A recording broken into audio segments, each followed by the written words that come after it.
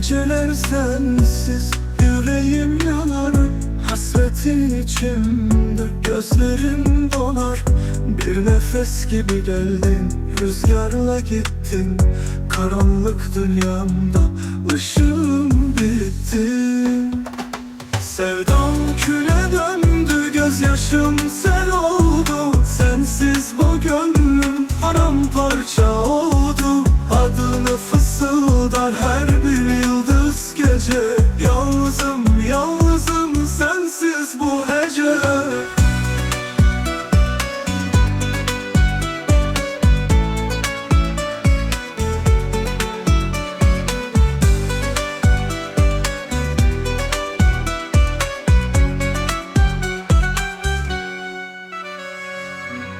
Resimlerin kaldı, dokunmaz elim.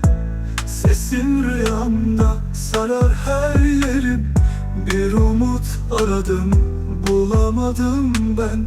Sensiz yaşamak zor, ölmekten beter.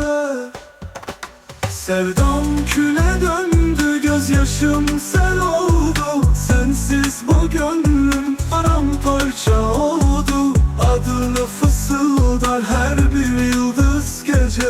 Yalnızım, yalnızım sensiz bu hece. Sevdam küle döndü, gözyaşım sel oldu. Sensiz bu gönlüm paramparça oldu. Adını fısıldar her bir yıldız gece. Yalnızım, yalnızım sensiz bu hece. Besimlerin kaldı, dokunmaz elim. Sesin rüyamda sarar her yerim. Bir umut aradım, bulamadım ben. Sensiz yaşamak zor, ölmekten beter.